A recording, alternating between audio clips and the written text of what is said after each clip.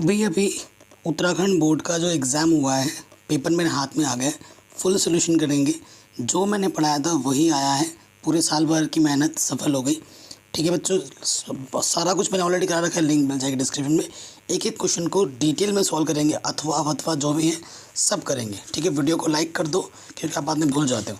तो बिना देरी के स्टार्ट करते हैं बेटा। क्वेश्चन नंबर 1 से स्टार्ट करेंगे और हर एक क्वेश्चन को डिटेल में करेंगे। ठीक है, सो क्वेश्चन देखो हिंदी इंग्लिश दोनों में है, सो हर एक मीडियम के स्टूडेंट्स के लिए हेल्प करेगा। कह रहे हैं किसी श्रेणी का nवां पद 2n+1 है तो श्रेणी का 10वां पद क्या होगा। nवां पद का मतलब क्या होता है बेटा, an। ये हमारे पास है 2n+1। 10वां पद निकालना है, n के जगह पे 10 रख दो। ठीक है, तो क्या हो जाएगा 20 + 1 क्या हो जाएगा 21। ठीक है, सो 21 है ऑप्शन में, बिल्कुल ऑप्शन नंबर चौथा सही हो जाएगा। ठीक, अगले क्वेश्चन में आ जाओ। फिर है बेटा sin 25 cos 65 number 2। sin 25 cos 65 क्योंकि ये MCQ है, ध्यान रखना। sin 65। ठीक है, सो अगर इन दोनों को जोड़ेंगे तो 90 आएगा, इन दोनों को जोड़ेंगे तो 90 आएगा।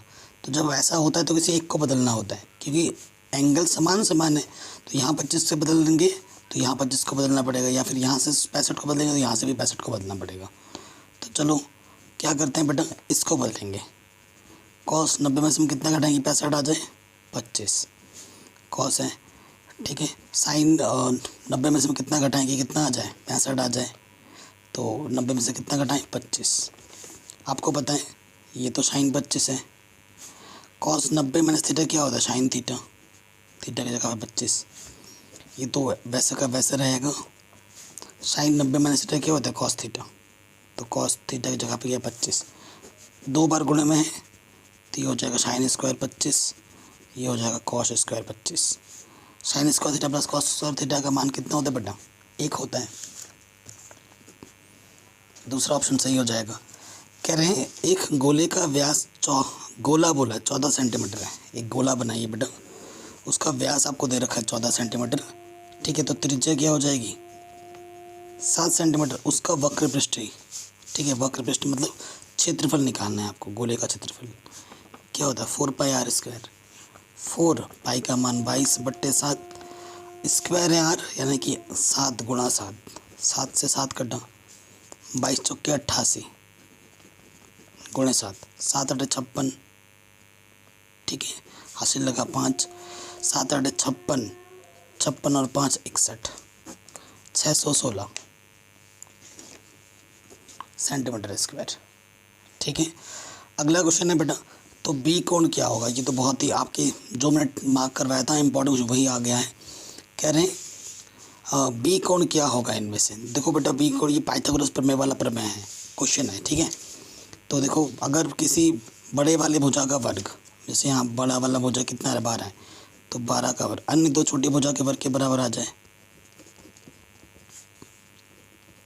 तो 12 का वर्ग 144, तो कोण 90 होते हैं। तो यहाँ से 6 चंग 36 × 3 और यहाँ से 36। ठीक है, 36 ओवनिश ले लो, यहाँ से 3 बचा 36 एकम 36, 36 × 4, तो ये भी आ गया 144, इधर भी 144। बड़े का वर्ग बाकी दो छोटे के वर्ग के बराबर आ गया, यानी कि ये क्या होगा पाइथागोरस प्रमेय को संतुष्ट कर रहा है, यानी कि ये 90 अंश का कोण बनाएगा। फिर बेटा एक पासे को एक बार फेंका जाता है, एक विषम संख्या आने की प्रायिकता क्या होगी। विषम प्रायिकता का जो सूत्र होता है वो होता है संभव परिणाम बट्टे कुल परिणाम। यही तो होता है ना बच्चों, जब पासा फेंकते हैं पासे में जो परिणाम रहते हैं वो 1 2 3 4 5 6, तो कुल परिणाम हमारे पास कितने हैं 6 हैं। और विषम संख्या के लिए पूछा है, तो विषम संख्या कितनी है 1 3 5, तो संभव परिणाम हमारे पास कितने हो जाएंगे 3, और कुल परिणाम हमारे पास कितने 6, 3 कम 3 3 दूनी 6, आंसर आ जाएगा 1/2। क्या 1/2 है यहाँ पर, बिल्कुल है, ऑप्शन नंबर 1 सही हो जाएगा। ठीक है, कोई दिक्कत नहीं है। कह रहे बिना लंबी विभाजन प्रक्रिया किए बताइए कि परिमेय संख्या का दशमलव प्रसार शांत है या अशांत आवृत्ति। सो बहुत ही आसान क्वेश्चन है। ठीक है, यहाँ एग्जाम में जैसे लिखना है वैसे ही लिखवा रहा हूँ मैं बेटा। दिया है संख्या, दी गई संख्या क्या है हमारे पास, ये है ये तो ऑलरेडी कर रखा है। चूंकि अंश ये नीचे हर है बेटा, है ना, हर का गुणनखंड 2 की पावर m गुणा 5 की पावर n, 5 2 और 5 थे, उसके अलावा अन्य संख्या आ गई ना, तो का रूप नहीं है, ऐसे लिखना है, का रूप नहीं है।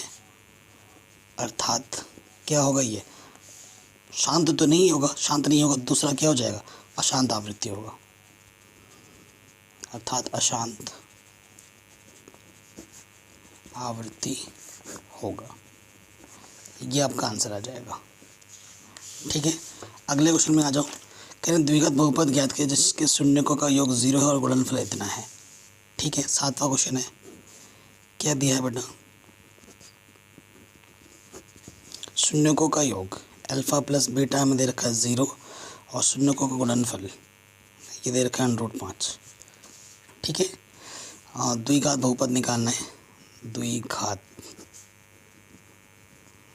बहुपद का जो सूत्र होता है वो होता है x² minus alpha plus beta x alpha into beta. तो अल्फा प्लस बीटा क्या दे रखा है 0 गुणा x और अल्फा बीटा दे रखा है √5, तो ये हो जाएगा x² प्लस √5 आंसर। ठीक है, ये हमारा आंसर आ जाएगा। अगले क्वेश्चन में आ जाओ। कह रहे द्विघात में मूलों की प्रकृति ज्ञात करनी है, तो उसके लिए मूलों की प्रकृति अगर ज्ञात करना है यानी कि विविक्तीकरण निकालना है हमें। देखो दिया क्या है बेटा,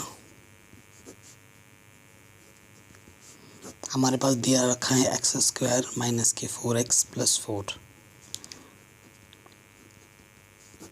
यहाँ x² का गुणांक a है, x का गुणांक माइनस के 4 है और अचर पद हमारे पास 4 है। विविक्तीकरण निकालना पड़ेगा।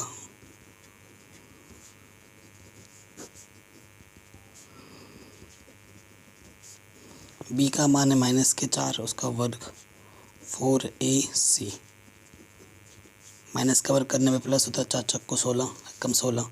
ठीक है, ये हो गया, 16 में 16 घटाएंगे 0। चूंकि d का मान 0 है इसलिए मूल वास्तविक तथा समान होंगे। यह हमारा आंसर आ जाएगा। मूल वास्तविक भी होगा और समान होगा, कोई दिक्कत नहीं, कोई परेशानी नहीं, आराम से हो गया। आगे बढ़ते हैं। कह रहे हैं एक वृत्त की कितनी स्पर्श रेखाएं होती हैं। ठीक है, तो एक वृत्त की अनेकों स्पर्श रेखाएं हो सकती हैं। आंसर आएगा अनंत। क्या आ जाएगा बेटा, आंसर अनंत, बस यही लिखना है। कह रहे हैं एक निश्चित घटना की प्रायिकता कितनी होती है। आंसर आएगा 1। निश्चित घटना की प्रायिकता कितनी होती है, 1 होती है। अगला, दो संख्याओं का अंतर 26 है, एक संख्या दूसरी संख्या के 3 गुनी है, संख्याएं ज्ञात कीजिए। ठीक है, दो संख्याएं तो बेटा एक बड़ी होगी एक छोटी होगी। माना बड़ी संख्या x तथा छोटी संख्या y। ठीक है, ये हमने मान लिया प्रथम शर्तानुसार। प्रथम शर्त में क्या बोला, अंतर, अंतर का मतलब घटाना। ठीक है, दोनों में से बड़े में से छोटा वाला घटाएंगे तो 26 आएगा, ये दे रखा है। और द्वितीय शर्त में क्या बोला है,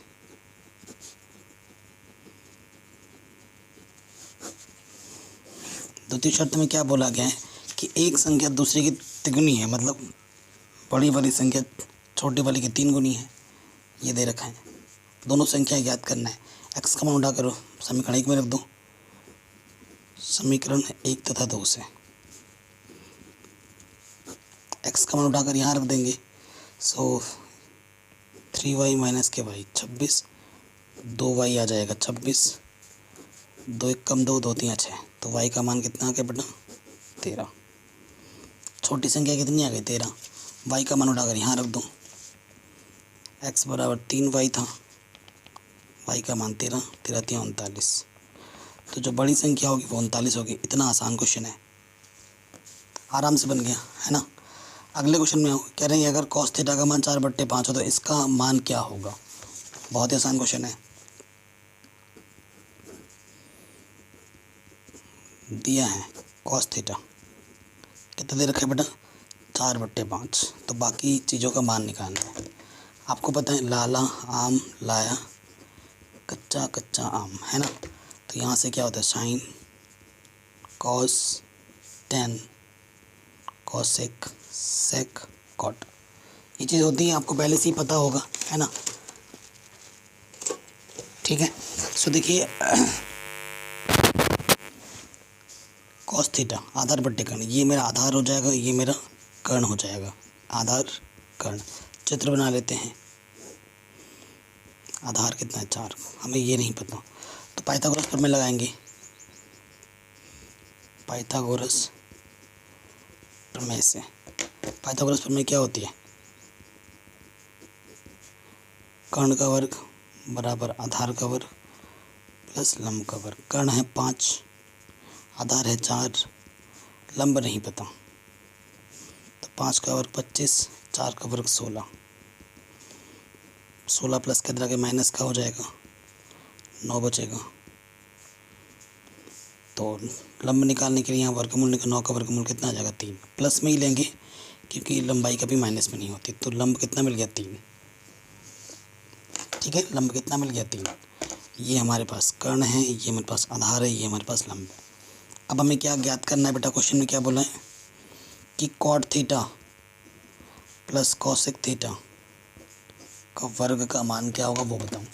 कॉट थीटा का सूत्र क्या होता है, आधार बट्टे लंब, और कॉसेक थीटा का क्या होता है, कर्ण बट्टे लंब।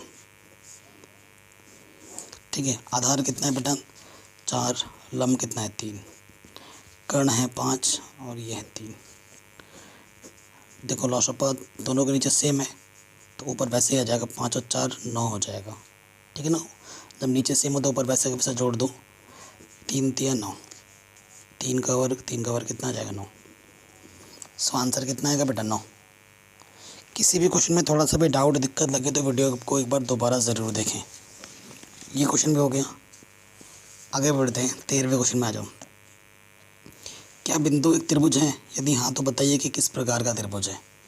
ठीक है, त्रिभुज कब होता है बेटा, ठीक है, दोनों का योगफल 1 के बराबर 1 से बड़ा होना चाहिए।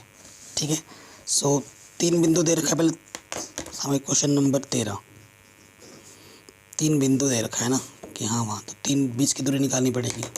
हमारे पास ए बिंदु दे रखा है 3,2, बी बिंदु दे रखा है -2,3 और सी बिंदु दे रखा है 2,3।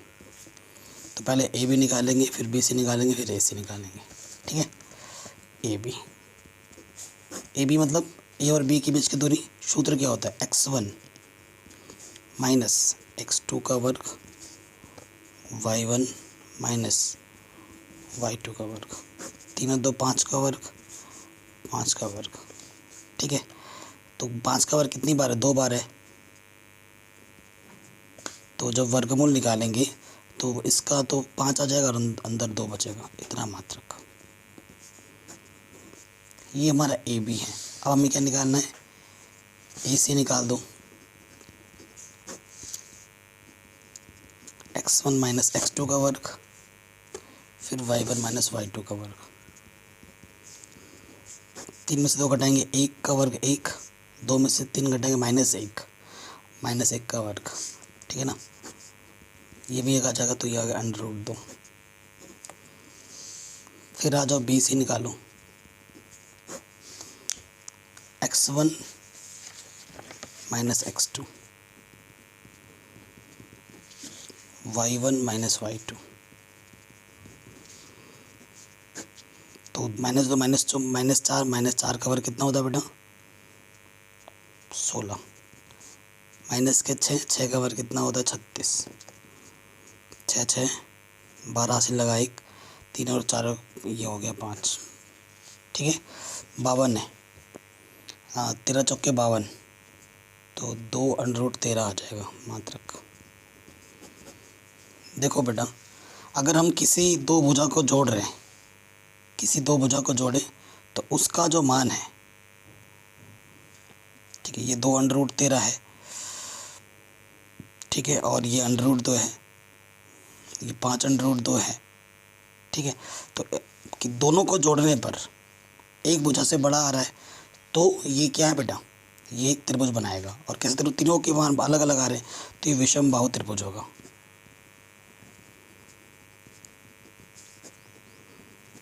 ठीक है, ये आपका आंसर आ गया। ये क्वेश्चन भी बन गया आराम से।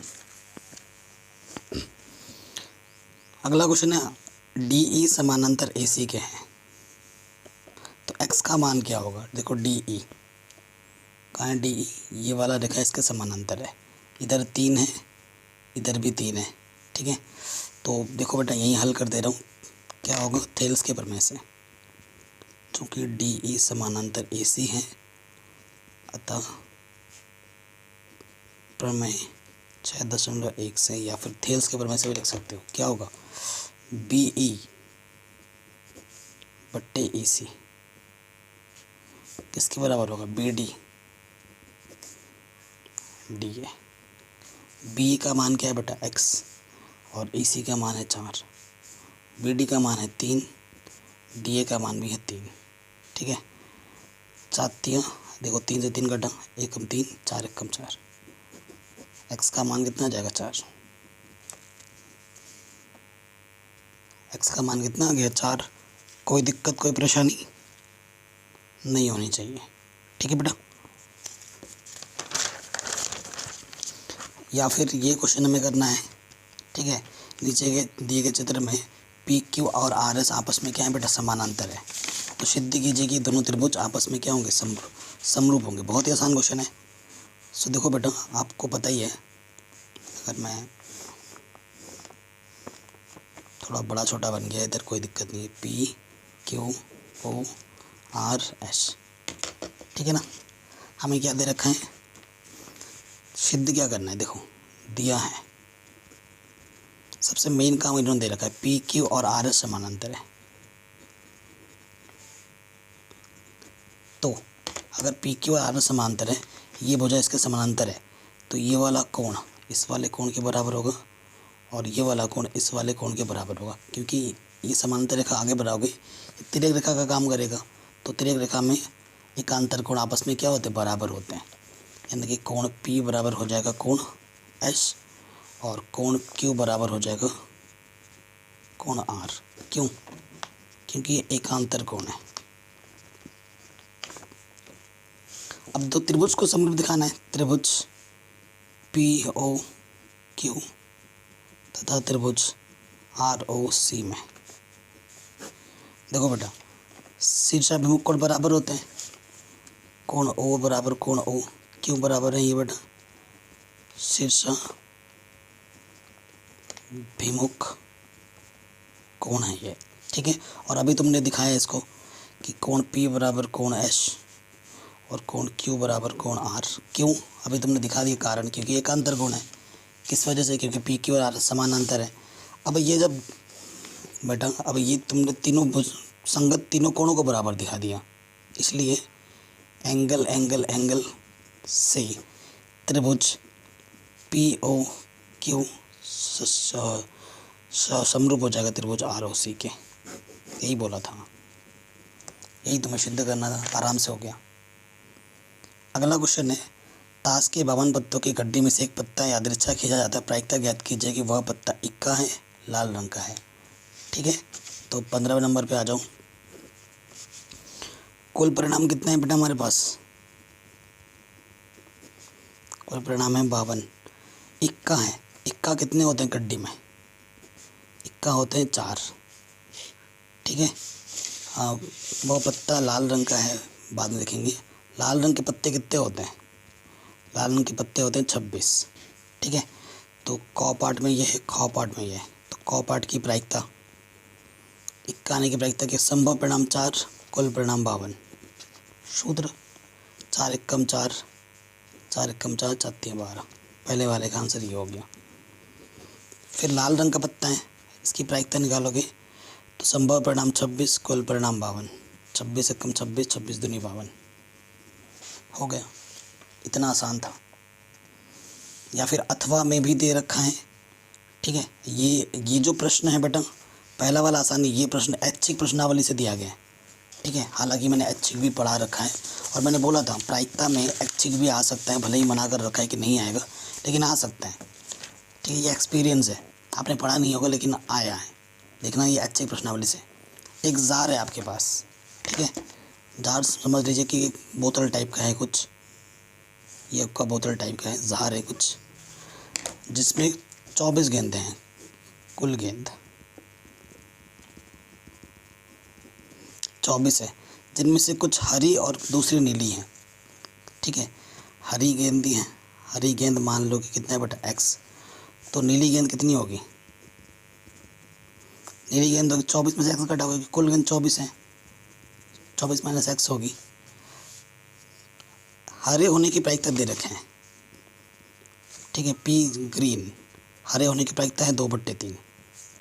देखो बेटा, हरे होने की प्रायिकता क्या होगी, एक्स माना है, संभव परिणाम एक्स है और कुल परिणाम कितना है 24। 2/3 के बराबर दे रखा है, 3 8 24, 8 दूनी 16, एक्स का मान कितना आ गया 16। तो नीली गेंदों की संख्या बतानी है, हरी गेंद कितनी होगी 16, नीली गेंद कितनी होगी 24 माइनस एक्स, तो 24 एक्स कितना है 16 घटा दो, कितना आ जाएगा 8, ठीक है। नीली गेंदों की संख्या कितनी होगी 8 होगी, आराम से बन गया। अगला क्वेश्चन है, ठीक है। ये वाला क्वेश्चन भी मैंने करा रखा है और इस पे 1 मिलियन व्यूज़ है मेरे, ठीक है। कह रहे हैं सिद्ध कीजिए √7 एक अपरिमेय संख्या हर साल आता है, और ये कीजिए। तो ये सेकंड वाला ज़्यादा आसान था। हाँ वैसे तो दोनों ही आसान, लेकिन जिसमें टाइम कम लगे वो करना चाहिए। तो लिखेंगे माना √7 एक परिमेय संख्या, उल्टा मान लेते हैं। अगर ये परिमेय संख्या है बेटा, तो इसे हम P/Q के रूप में लिख सकते हैं, जहाँ पर Q का मान क्या नहीं होता, 0 नहीं होता। और HCF P और Q का क्या होना चाहिए, 1 होना चाहिए, और P और Q पूर्णांक होने चाहिए, ठीक है। इसके बट्टे में कुछ नहीं है, तो एक है तिरछे गुणा कर दोगे, P कम P, यहाँ से आ जाएगा √7Q। फिर क्या करेंगे, दोनों तरफ वर्ग, तो यहाँ से हो जाएगा बेटा P², यहाँ से वर्ग हट जाएगा, यहाँ से हो जाएगा Q²। गुणज क्या है P का 7, क्या लिखोगे, चूँकि P² 7 से विभाजित है, इसलिए P भी 7 से विभाजित होगा, ठीक है। अगर P² एक संख्या से कट रहा है ना, तो दूसरी संख्या भी उसी से ही कटेगी, ये चीज़ हो गई। अब क्या होगा ना, क्योंकि नियम ऐसे क्वेश्चन ढेर सारे करा रखे हैं, माना P बराबर, हम क्या लेंगे, माना P बराबर, इसको मान लिया, यहाँ 7 लिखा है ना, तो 7R मान लेंगे। फिर दोनों तरफ वर्ग करेंगे, वर्ग करने पर इधर हो जाएगा P², 7 का वर्ग 49, R²। तो P² का मान पता है, यहाँ पर उठाकर यहाँ रख दोगे, 7Q², यहाँ हो जाएगा 49 R², 7 7, तो Q² का मान हो जाएगा 7R²। तो इसके आगे का काम मैं यहाँ लिख दे रहा हूँ, ठीक है। तो क्या लिखो, चूँकि Q² 7 से विभाजित है, इसलिए Q भी 7 से विभाजित होगा, ठीक है। अब P भी 7 से कट रहा है, Q भी 7 से कट रहा है, तो वही लिखना, चूँकि P व Q दोनों 7 से विभाजित हैं, इसलिए जो HCF होगा बेटा P और Q का, वो 3 आ जाएगा, सॉरी 7 आ जाएगा। आपको 1 चाहिए था, जो कि 1 के बराबर बिल्कुल नहीं है, अर्थात हमारी जो अवधारणा है वो गलत आ जाएगी, जो हमने मान रखा है वो गलत है। इसलिए √7 एक अपरिमेय संख्या होगी, ये आपका आंसर आ जाएगा। हर साल आता है ऐसा क्वेश्चन। ये वाला भी हो गया है ना, नेक्स्ट वाले पे भी आते हैं। मैंने बोला आपको अथवा फथवा सब करवाऊँगा, अथवा वाले पे आ जाओ। आप जानते हैं इसमें एक नियम लगता है, प्रथम संख्या गुणे द्वितीय संख्या बराबर HCF गुणे LCM। यही नियम होता है। प्रथम संख्या है 1261, द्वितीय संख्या 1067, HCF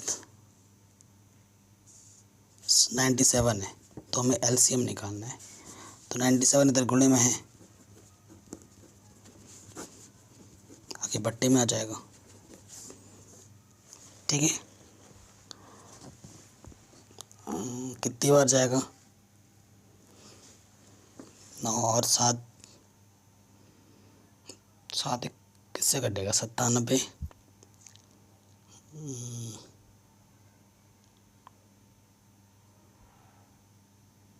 बस इस पे वो भाग देना है प्रॉपर, है ना? भाग देते ही आंसर आ जाएगा। बताओ बेटा किससे कटेगा? मैं भी थोड़ा कैलकुलेशन कर रहा हूँ मनी मन। 97 का भाग देना है ना, 7 का 7 56, तो 1261 है। भाग देना है हमें 97 से, तो 13 बार जाएगा। काटोगे तो इसको 13 गुणा कर दोगे, जो भी आएगा आपका आंसर आएगा। तो बेटा आप कमेंट करके बताओ कि 13 को इससे गुणा करने पे कितना आंसर आ रहा है। ठीक है, ये आपका आंसर आ गया। अगले क्वेश्चन पे आ जाओ। ए का मान ज्ञात कीजिए ताकि द्विघात समीकरण के मूल समान हो। ठीक है, मूल समान हो। 3 नंबर वाले प्रश्न हैं ये सब। सो देखो बेटा, द्विघात समीकरण हमें दे रखा है a - 12 x² 2a - 12 x + 2, ये मेरा द्विघात समीकरण है। ठीक है, मूल समान दे रखा है। सो चूँकि a के स्थान पर a - 12 है, b के स्थान पर a - 12 है, ठीक है, और c के स्थान पर 2 है। चूँकि मूल समान है, तो मूल समान होने पर d का मान 0 होता है ना? d का मतलब बोले तो b² - 4ac का मान 0 होता है। ठीक है, तो b² माइनस का 4ac इधर के प्लस का 4ac हो जाए। b क्या है हमारे पास? 2a - 12 वर्ग 4। a का मान क्या है? a - 12 और c का मान कितना है? 2। देखो 2 से 2 कटा। ठीक है, a - 12 से 1 की घात यहाँ से कम हो जाएगी। यहाँ से क्या बचा? a - 12 और इधर बचा 4। तो -12 इधर के प्लस के 12 हो जाएगा। a का मान आ जाएगा 16। आंसर। इतना आसान क्वेश्चन था। ठीक है, अगले क्वेश्चन पे आ जाओ। इनको हल करना है। Solve these equation. हल करते हैं। 18वें नंबर पे क्वेश्चन पे आ जाते हैं। ठीक है, क्या दे रखा है बेटा? 1/x + 2/y = 3, और दूसरा दे रखा है 2/x - 4/y = 2। ठीक है, तो इसके बट्टे में x, इसके बट्टे में x, इसके बट्टे में y, इसके बट्टे में y। तो क्या करते हैं बेटा? मान लेते हैं। माना 1/x को a और 1/y को हम क्या मान लेते हैं? b। समीकरण 1 क्या हो जाएगा बेटा? फिर ये हो जाएगा a, ये 2b = 3। समीकरण नंबर 3। ये हो जाएगा 2a - 4b = 2। ठीक है, 2 बाई ले लो, 2 1 कम 2, तो a - 2b = 1। यह आ जाएगा समीकरण नंबर 4। ठीक है, तो इन दोनों समीकरणों को हल कर लो। समीकरण 3 व 4 से a + 2b = 3, a - 2b = 1। घटाने पर चिन्ह बदलता है, तुम जोड़ भी सकते हो जोड़ने पर। तो + - 2b कटा, 2a = 4, 2 1 कम 2, तो a का मान आ गया 2। a का मान यहाँ रख दोगे, 2b = 3। ये इधर आके माइनस हो जाएगा, 3 में से 2 घटाएंगे 1 आएगा, तो b का मान आ जाएगा 1/2। ठीक है, अब यहाँ पे मान रख दो, यहाँ पर, है ना? 1/x को आपने a माना था, तो a का मान आया 2, तो x का मान कितना जाएगा? 1/2। 1/y को आपने b माना था, तो बी का मान 1/2, वाई एक कम वाई, 2 एक कम 2, आंसर आराम से हो गया है कि नहीं। नेक्स्ट क्वेश्चन में आ जाते हैं। नेक्स्ट क्वेश्चन हमारा है 19 नंबर से स्टार्ट करेंगे, 18 तक तो हो चुका है। अब हम क्या बोल रहे हैं, ए पी के समांतर का प्रथम पद 5 है, प्रथम पद यानी कि 5, अंतिम पद यानी कि ए एन हमारे पास 45 है, पदों का योग एस एन हमारे पास 400 है, पदों की संख्या व सर्वांतर ज्ञात कीजिए। संख्या सर्वांतर ज्ञात करना है, ये भी मैंने इंपॉर्टेंट बताया था, फिर से आ गया। आप जानते हो ए एन प्लस ए, ठीक है, इंटू n/2 क्या होता है, एस एन। जब प्रथम पद और अंतिम पद मालूम हो तो एन हमें ज्ञात करना है, एस एन हमें दे रखा है बेटा 400, एन ज्ञात करना है, ए एन हमारे पास है 45, ए हमारे पास 5, एन ज्ञात करना है बट्टे में 2, ठीक है। कुछ गलत तो नहीं बोल रहा, यहाँ से 50 आ जाएगा तो 0 से 0 कट, ठीक है, 5 × 40, एन का मान आ जाएगा 16, ठीक है। आपको ये भी बताएं कि ए एन बराबर होता है A plus N minus 1 into D, है कि नहीं। ए एन का मान हमें दे रखा है 45, ए है 5, एन का मान अभी हमने निकाला है 16, और डी हमारे दे रखा है कितना, डी तो निकालना है, प्लस का 5 यहाँ के माइनस हो जाएगा, 40 हो जाएगा, 15 बचेगा, 15 गुणे में इधर बट्टे में आ जाएगा, 5 × 15 5 × 8 40, तो डी का मान आ जाएगा 8/3। आराम से हो गया, कोई दिक्कत नहीं, ठीक है। नेक्स्ट क्वेश्चन में आ जाओ। इसको ये सिद्ध करना है, प्रूव दैट ये और ये चीज़ बराबर है, 20वां क्वेश्चन, ठीक है। सो 1 प्लस सेक ए बट्टे सेक ए, बायां पक्ष लिया, बाएं पक्ष को हल करके हमें दायां पक्ष लाना है, या फिर दोनों तरफ भी बराबर ला सकते हो, देखते हैं क्या होता है। 1 सेक का मतलब क्या होता है बेटा, कॉस 1/, ये भी क्या है, कॉस, यहाँ से आ जाएगा कॉस ए प्लस 1, और यहाँ से आ जाएगा 1/, कॉस। अच्छा, इसके बट्टे में भी तो कॉस था, कॉस से कॉस कट गया, ठीक है, इसके बट्टे में कॉस, इसके बट्टे में कॉस कट गया, तो ये आ गया 1 + कॉस, ठीक है। ये आपका क्या गया, 1 + कॉस, ये आपका लेफ्ट हैंड साइड आया हल करने पर। अब राइट हैंड साइड को भी लो, ये एनसीईआरटी का क्वेश्चन ही है, अब राइट हैंड साइड को भी साथ ही साथ हल करना था। देखो, अब हल करके तुम्हें ये लाना है कॉस में, ये तो कॉस में है, साइन स्क्वायर का मान क्या होता है, 1 - कॉस स्क्वायर, और 1 को मैं लिख सकता हूँ 1 का स्क्वायर। आपको सूत्र पता होगा, ए स्क्वायर माइनस बी स्क्वायर क्या होता है, ए प्लस बी गुणा ए माइनस बी, तो ये हो जाएगा 1 + कॉस ए गुणा 1 - कॉस ए के स्थान पर एक है और बी के स्थान पर कॉस, देखो कटा, ये भी आ गया 1 + कॉस ए, ठीक है।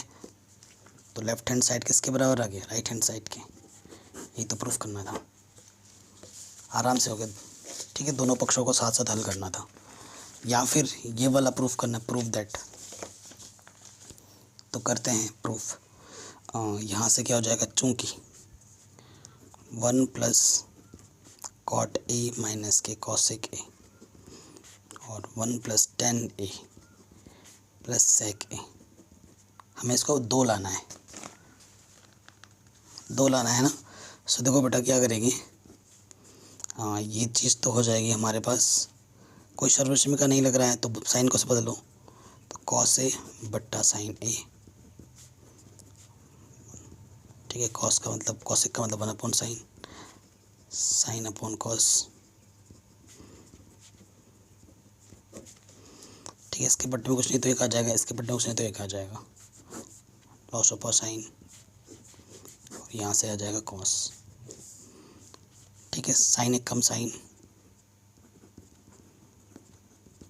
जब नीचे समान होता है ऊपर वैसे का वैसे आ जाते हैं, कॉस एक कम कॉस हो जाएगा, यहाँ कॉस तो ऊपर भी वैसे का वैसे आ जाएगा।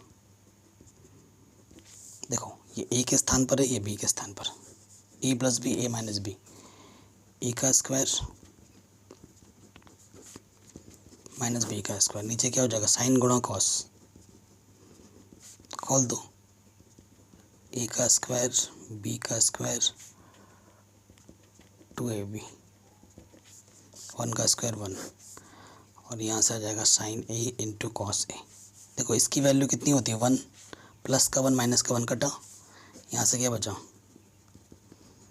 2 साइन ए कॉस ए, नीचे भी क्या है sign A cos A, sign ये कटा, सिर्फ क्या बचा 2। आंसर ये तो तुम्हें प्रूफ करना था, आराम से हो गया। ठीक है, अगले क्वेश्चन पे आ जाते हैं। उस बिंदु के निर्देशांक ज्ञात कीजिए जो 2:3 में काटते हैं। ये क्वेश्चन भी मैंने करा रखा था, इम्पोर्टेंट था, बता रखा था। सो मेरे सारे बताए क्वेश्चन आए हैं सारे। ये ए है बेटा माइनस के 1,7, ये बी है 4,-3। माना वो बिंदु क्या है एक्स, वाई किस अनुपात में दे रखा है 2:3 में काटते हैं। तो बेटा ये m1 है, ये m2, ये x1, ये y1, ये x2, ये y2। ठीक है, अब विभाजन बिंदु का सूत्र लगाइए। विभाजन सूत्र से x बराबर क्या होता है बेटा m1 x2, m2 x1, m1 plus m2। तो m1 का मान है 2, x2 का मान है 4, m2 का मान है 3, x1 का मान है -1।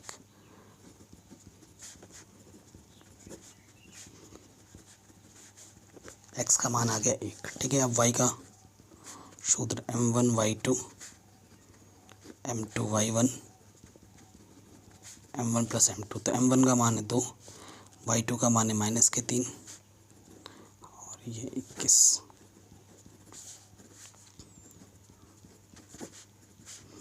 तो 15, 5 दिया 15।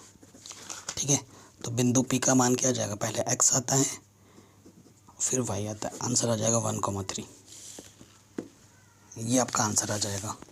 ठीक है, अगले क्वेश्चन पे आ जाओ।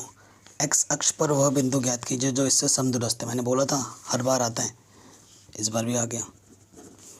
x अक्ष के लिए बोला है बेटा समदूरस्थ बिंदु है। x अक्ष के लिए y 0 होता है, माना बिंदु वो बिंदु P है, ये हो जाएगा। और जो बिंदु हमें दे रखा है वो है 2, -5 और -2,9 से समदूरस्थ है, बीचों बीच दूरी पर है। समदूरस्थ के लिए AP किसके बराबर होगा बेटा, PB के बराबर होगा, है ना। सूत्र लगाएंगे हम। देखो x1 माइनस x2 का वर्ग, y1 माइनस y2 का वर्ग। PB के लिए आ जाओ, x1 minus minus plus x2 का वर्ग, y1 माइनस y2 का वर्ग। वर्ग करेंगे दोनों तरफ तो ये अंडर रूट हट जाएगा, इस तरफ से भी इस तरफ से भी। इसको खोल दो, a का वर्ग b का वर्ग 2ab, -5 पे 0 घटाए -5 का वर्ग 25। a का वर्ग b का वर्ग 2ab और ये हो जाएगा 81।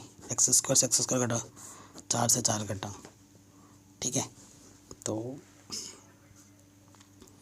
ये माइनस के 4x, ये भी इधर माइनस का 4, 81 माइनस के 25, 8x। तो घटाएंगे 11 में से 5 गया 6, 8 7 56। सो x की वैल्यू आ जाएगी -7। सो आंसर क्या आ जाएगा बेटा यहाँ से -7,0। ठीक है, x का मान रख दिया तो बिंदु क्या होगा -7,0 आ जाएगा। ठीक है, ये क्वेश्चन भी हो गया धड़ाधड़। आगे बढ़ते हैं, नेक्स्ट क्वेश्चन पे आ जाओ। छायांकित भाग का क्षेत्रफल निकालना है, तो कैसे निकलेगा बेटा, जब वर्ग के क्षेत्रफल में से 2 अर्धवृत्त का क्षेत्रफल घटा दोगे, है ना। तो वही करेंगे अब यहाँ पर। सो देखो जो वर्ग की भुजा है वो अर्धवृत्त का व्यास है, ठीक है ना। तो अर्धवृत्त की त्रिज्या 14 की आधी हो जाएगी, यानी कि 7 सेंटीमीटर। ठीक है, ये क्वेश्चन नंबर 23 है। ओके, और जो वर्ग की भुजा है ए वो कितनी है 14 सेंटीमीटर। छायांकित भाग का क्षेत्रफल निकालना है प्रश्नानुसार।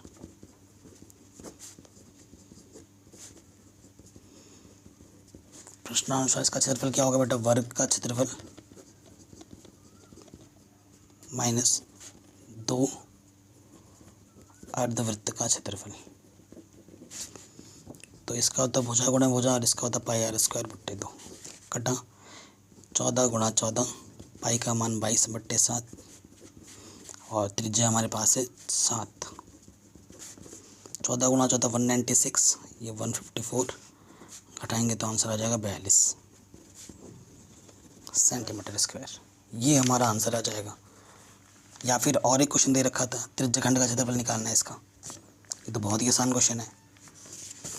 अथवा में भी जो दे रखा है उसको भी करेंगे।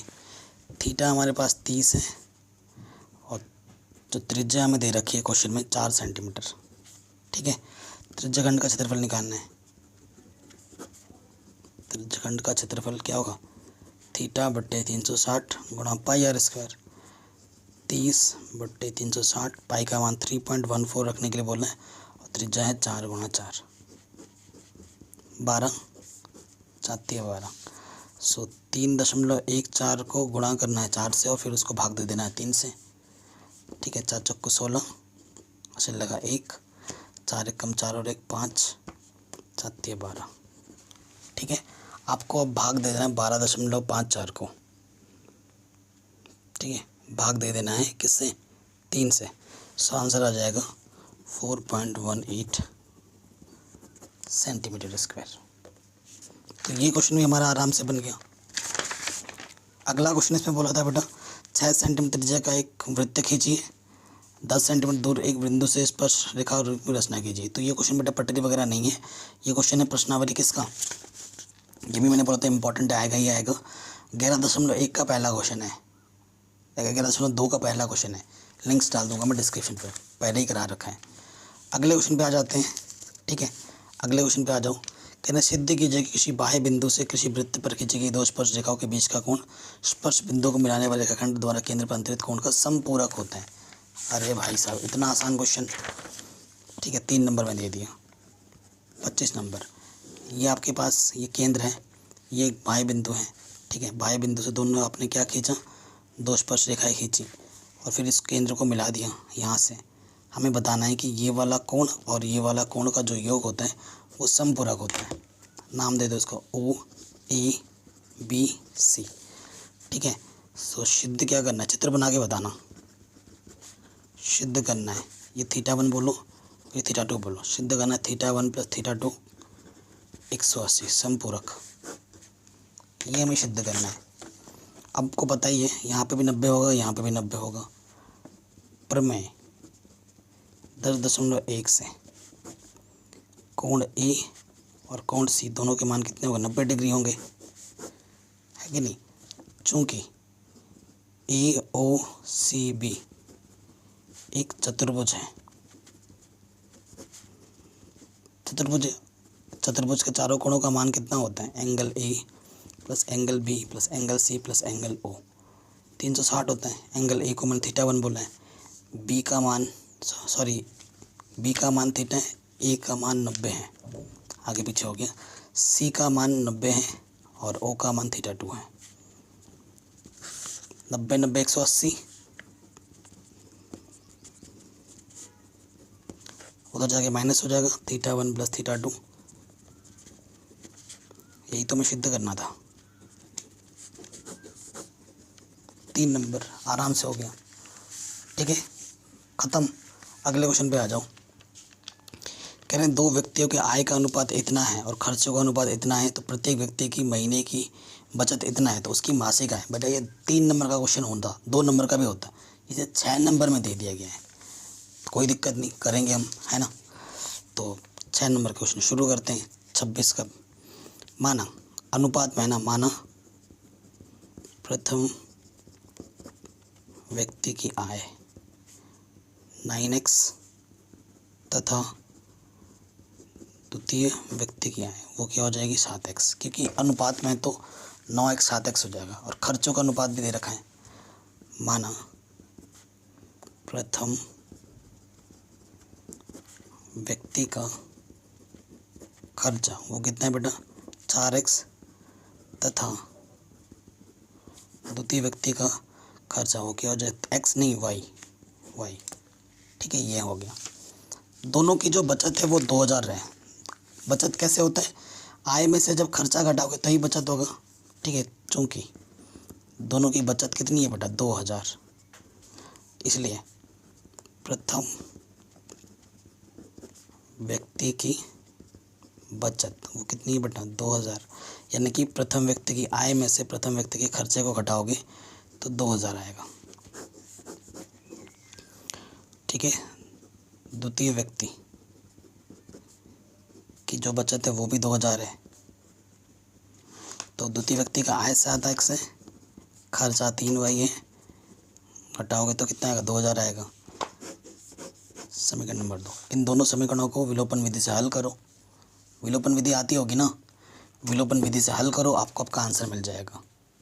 ठीक है, और क्या निकालना है, सिर्फ आय निकालना है ना, प्रत्येक व्यक्ति की आय, x आ जाएगा, x का मान यहाँ रख देना, आय आपको मिल जाएगा। विलोपन विधि आती होगी ना, विलोपन विधि से इन दोनों को हल करो, x का मान आ जाएगा तो यहाँ 9 गुणा x कर देना, यहाँ 7 गुणा x कर देना, दोनों की आय आपको मिल जाएगी और वही आपका आंसर होगा। ठीक है, 18 नंबर में भी वो क्वेश्चन दे रखा है, मैंने बोला था ऐसा क्वेश्चन हर साल आता है, हर साल आता है, आ गया। ठीक है, करते हैं अथवा वाला भी। मैं अथवा वाला कर रहा हूँ, आपको अथवा वाला करने की जरूरत नहीं है, आपको तो वो करना जो आपको आसान लगते हैं। एक मोटर बोट जिसकी स्थिर जल में चाल 18 किलोमीटर प्रति घंटा है, ठीक है, 24 किलोमीटर धारा के प्रतिकूल में वही दूरी धारा के अनुकूल की अपेक्षा 1 घंटा अधिक लेती है, धारा की चाल ज्ञात कीजिए। सो देखो बेटा, ये हमारा पानी है। ठीक है, पानी जब बहती है तो उसकी एक स्पीड होती है, आपको बताया ही था कि ये आएगा ही आएगा। तो माना जो धारा की स्पीड है, माना धारा की चाल वो y किलोमीटर प्रति घंटा मान लिया हमने, और जो नाव की चाल है मोटर बोट, माना मोटर बोट की चाल उसको हमने मान लिया x किलोमीटर प्रति घंटा। तो अनुकूल चाल कितनी होती है, जो बोट की चाल होती है उसमें वो धारा की चाल जुड़ जाती है x प्लस वाई, और प्रतिकूल में घट जाती है, प्रतिकूल चाल वो क्या होती है x माइनस वाई। ठीक है, आपको पता ही है समय बराबर क्या होता है दूरी बट्टे चाल। ठीक है, तो स्थिर जल में जो चाल है वो 18 किलोमीटर है, स्थिर जल में चाल कितने 18 किलोमीटर प्रति घंटा है। ठीक है, और मोटर बोट की जो चाल, ठीक है, मोटर बोट की चाल x नहीं, वो हमें दे रखा है, देखो बेटा क्वेश्चन पढ़ने में अभी बोल रहा था 18 किलोमीटर, तो x की जगह क्या दे रखा है बेटा 18, तो जहाँ जहाँ है 18 कर दो। ठीक है, कोई दिक्कत नहीं है। प्रथम स्थिति में 24 किलोमीटर धारा के प्रतिकूल जाने में समय, धारा की दूरी तो वही है, आपको पता है समय बराबर दूरी बट्टे चाल, प्रतिकूल के लिए चाल क्या है 18 माइनस के वाई। द्वितीय स्थिति में आ जाओ,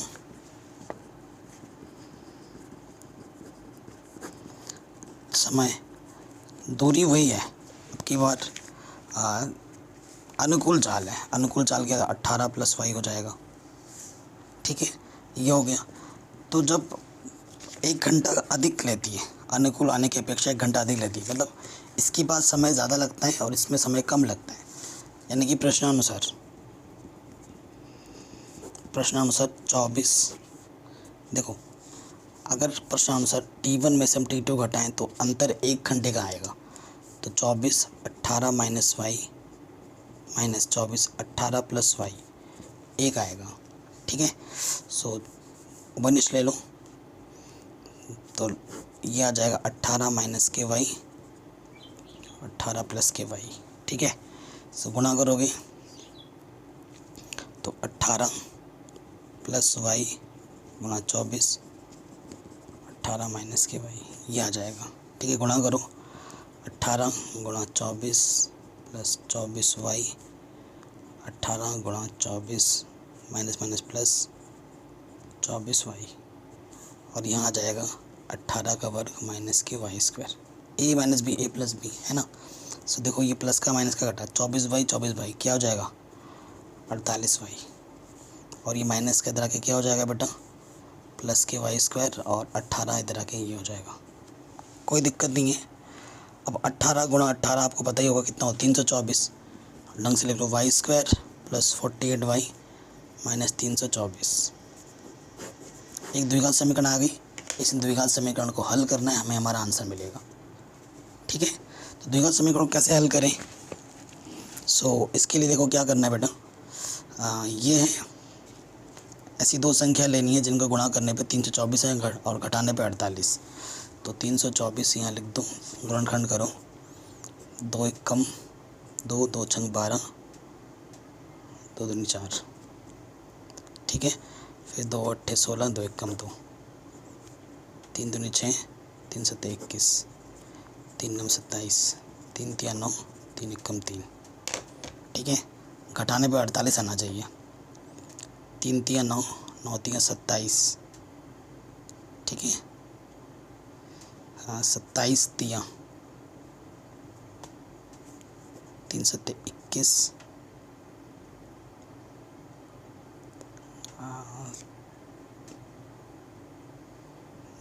नहीं 27 यहाँ तक है ना, 27 दूनी 54।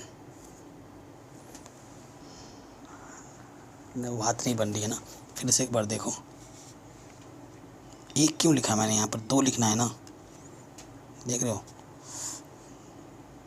54, 3 दूनी 6, 54 में से 6 घटाएंगे तो 48। हाँ 54 और 6 हो जाएगा, सही है। तो पहली संख्या होगी 54, फिर हो जाएगा 6,